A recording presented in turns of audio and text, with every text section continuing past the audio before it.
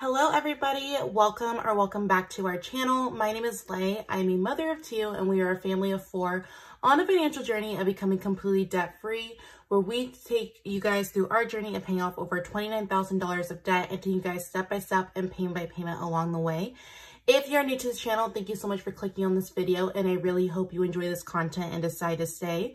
And if you guys are returning, thank you guys so much for your continued support as we navigate through this journey. So a little bit about me. My name is Lay. We post videos on this channel every Tuesday, Thursday, and Sunday. I am a mom to a 3-year-old daughter and a 1-year-old son. And I just really kind of show and navigate through motherhood while also being on a debt-free journey. I think it's really important to know that if you have children, young children especially, that you're able to still pay off debt while enjoy life at the same time. So we are going to be doing our paycheck number 1 for April. I'm using the Papers by Jessica Ann to do our budget itself. I share our real numbers, our real income, and show you how we navigate through it. So the very first thing that I'm going to do, if you guys haven't checked out our monthly budget, be sure to check that out because that will give you a rough overview of what to anticipate for us for the month. But these weekly check-ins are actually showing the budget as it happens in real time, as life happens, if we stay under budget, if we go over budget. It just really gives you a good insight. So the very first thing I like to do is when we get paid on a weekly basis is I like to go back to our monthly overview and I like to fill in what I thought the income would be versus what it actually was. So we had anticipated this paycheck being $700. This paycheck was actually $653.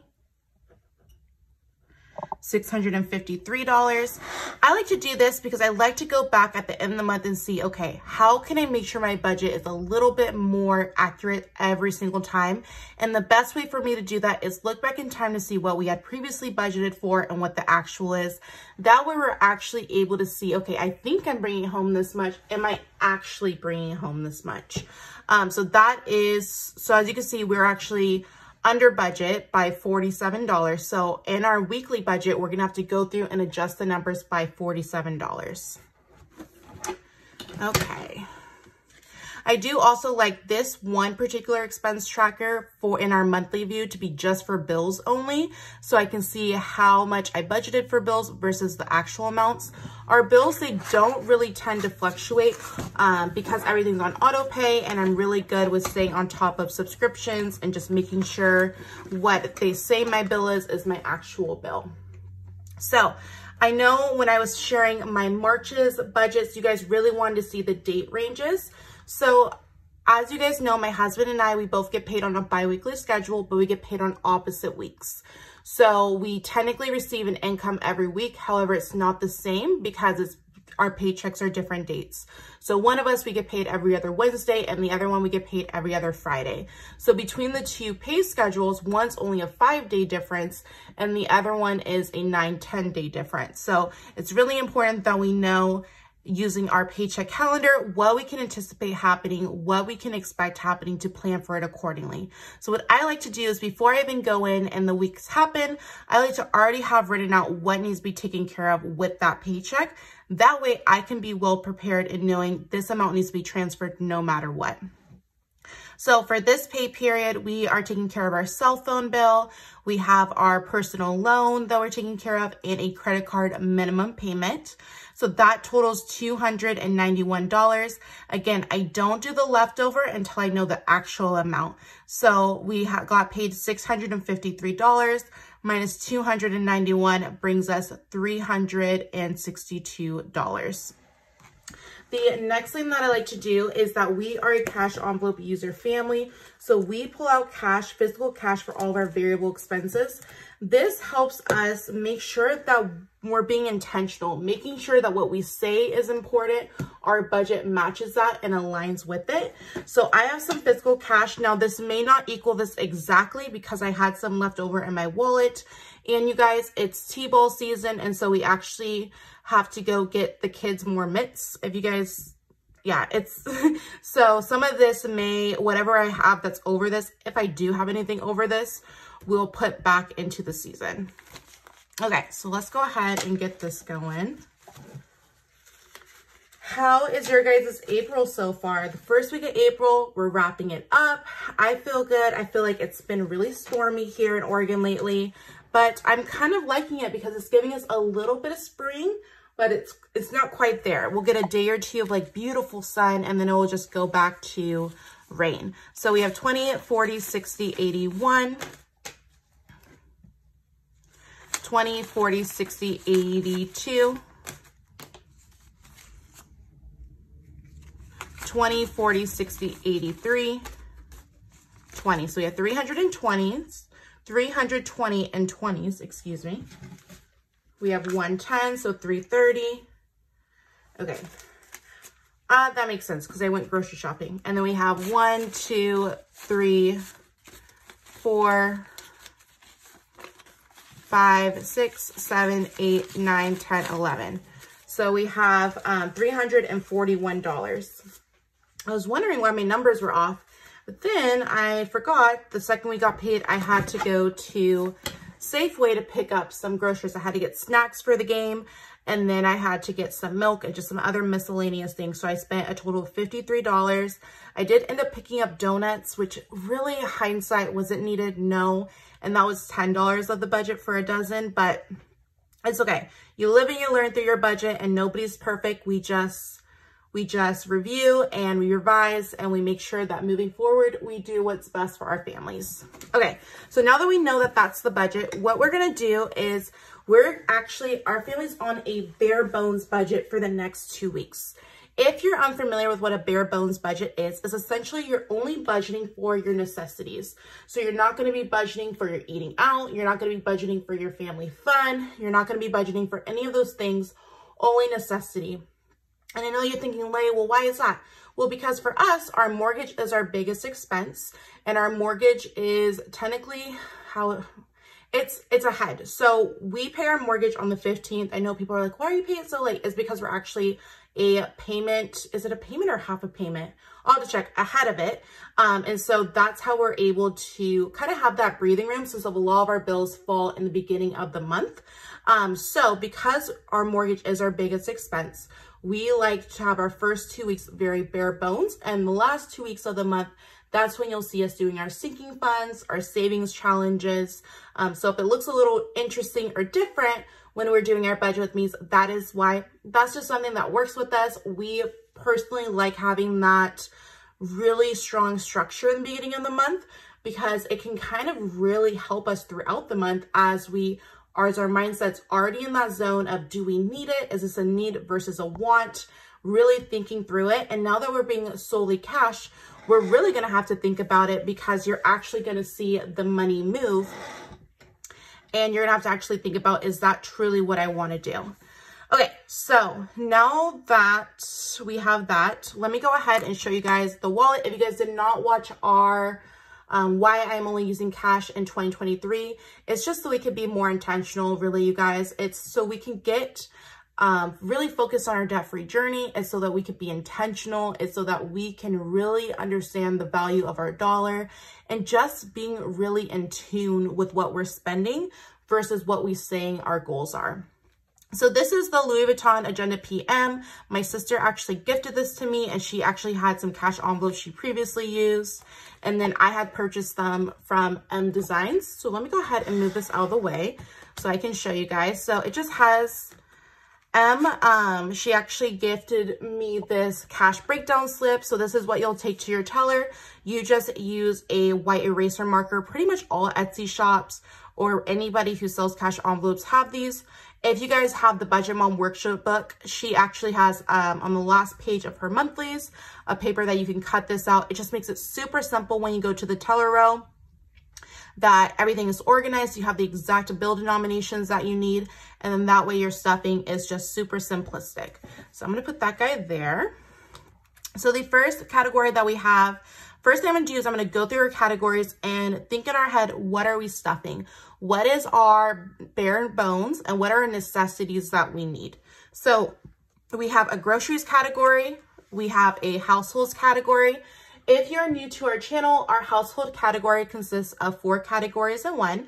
Like I mentioned, we do have a 3-year-old daughter and a 1-year-old son. And then we have our home. So any household necessities like cleaning supplies, toiletries. And then we have 2 pups. So any dog food, any treats, any just maintenance items for them, shampoo, anything like that will go into their week. So since there's typically 4 weeks in a month, what I like to do is I like to have shopping for one of those groups or people a month. And then that way, even if they may not need it during that particular time, I just have it as stock up and I just put it in the pantry, garage, or the room, depending on who it is. And then that way, when we do need it, it's just readily available, it's easy accessible, and we just don't ever have to worry about running out of things. And you don't have that stress of having to purchase 20 things at once. You just know, okay, on the first week of the month, I shop for the dogs and I get everything that they may be needing and I'm good to go. The next category that we have is coffee. So even though I'm doing a bare bones budget, I am still going to be budgeting for coffee. I'll explain why as we get into the coffee envelope. And then we have gas, family day, miscellaneous, and then these are just extra card slots. Okay, so let me go ahead and now that we went through the categories, let's go back in the budget planner and figure out what we want to assign to each one. So let's see, for gas,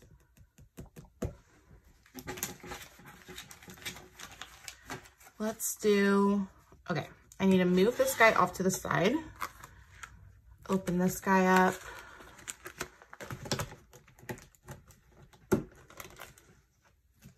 Okay, move that there. I'm actually going to switch on my envelopes. I think I like these tan ones just a little bit more than the see-through ones because I don't like the glare. Okay. Okay, perfect.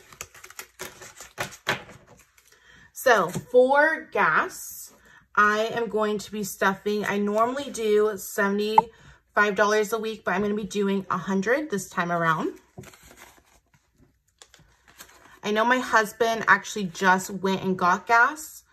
Actually, he just went and got gas. So let me do,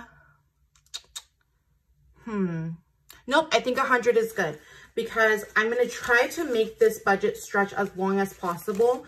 Normally at the end of each week, what I like to do is I like to go through it and I like to unstuff.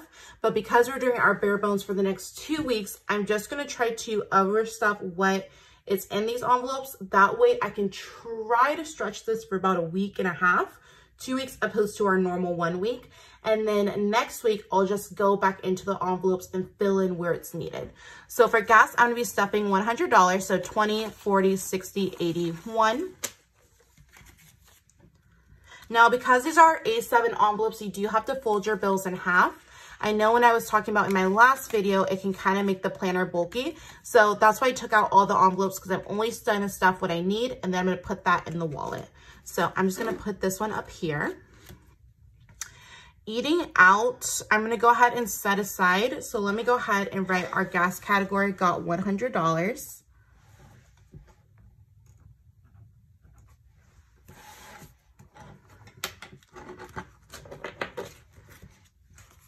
Groceries, I'm going to put in another $100. Now, I can do really good with my grocery budget, you guys, if I really try. I love couponing. I think it's a game. I think that people really underestimate how much you can actually get when you coupon. I know I've shared my receipts with you guys, but you guys can get your grocery bill 50, 40% off if you coupon. I always recommend finding your grocery stores, learning how their couponing works, learning to shop sales. I love it to the point to where I like it so I can actually donate to our local communities with what I get on sale. They have sometimes crazy, crazy sales. Learn when your grocery store restocks. Learn when there's the manager sales, and you guys will see those savings. So I'm actually just going to do $101 because I have $11 in ones. And I think it's better to put that in the grocery category. So 20, 40, 60, 81, 1. So $101. Perfect. Our household budget, I'm going to be doing 60. And that is because, again, I'm going to try to make this stretch as long as possible.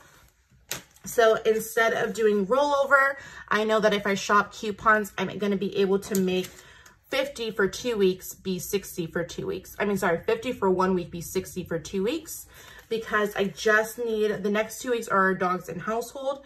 And so I know if I shop, for example, Dollar General Saturday sale, I can get all my household essentials on a super duper deep discount because I follow a lot of coupon pages that specialize in Dollar General Saturday coupons. If you guys are not following me on Instagram at Motherhood and Finances, be sure to do that. I share a lot of coupons, especially for the weekend, for Family Dollar, Dollar General, a lot of couponing. So if you're interested in learning how to coupon and you just don't know how to start, what coupons to use, how to stack them, be sure to check that out because I'm always resharing those. So for household, it's going to be 60, so 20, 40, 60.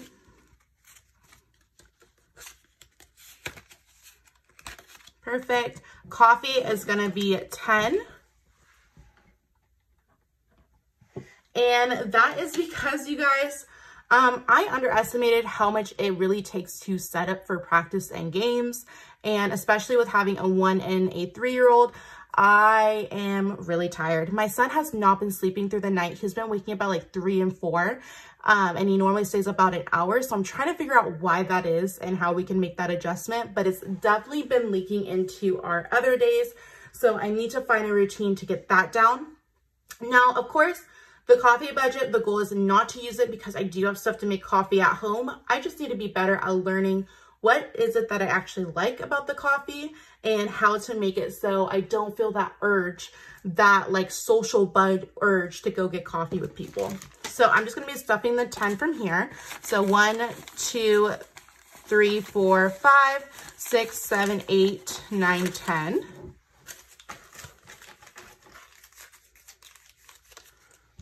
Perfect.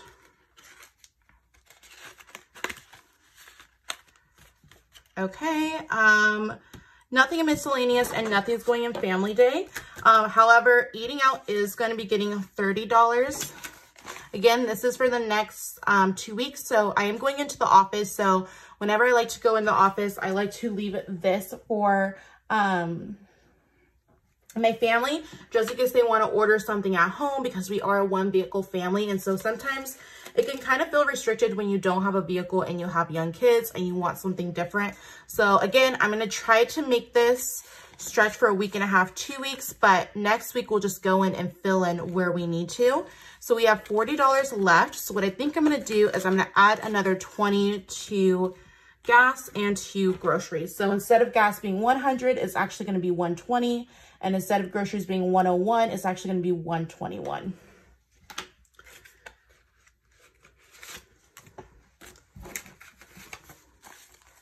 Okay, so 20, 40, 60, 80, 121.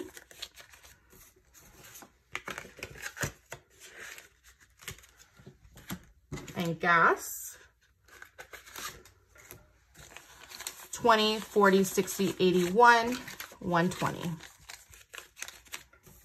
My hope is I can convince us to stay at home during the weekend time to save this gas money, because that's normally when we use pretty much all of our cash envelopes are the weekend. During the week, we're pretty good at staying home and just being home. It's just the weekends, we get that weekend jitterbug and we're just ready to go exploring. So I'm gonna go ahead and take my cash envelopes and I'm gonna go ahead and put them in my cash envelope wallet. Perfect. Close it up. Okay, now we're gonna go back to the budget. So as you can see, we are not putting anything towards our mortgage, our emergency, or our debt this paycheck. And that is because we are gonna do a bare bones budget to where these cash envelopes, our goal is to last us a week and a half to 2 weeks, opposed to the 5 days between the 2 paychecks. So because we're doing that, our 3rd and 4th paycheck of April, we should have an abundance of extra that we're gonna be able to make pretty good payments towards our savings and our debt. So that is gonna be it for our April paycheck number 1 budget with me and cash stuffing. If you guys enjoy budgeting, cash stuffing, and plan with me, be sure to hit that like and subscribe button for more content. As always, if you guys are on a financial journey as well, please let me know in comments. I'd love to support you and your channel. I'll talk to you guys later. Bye.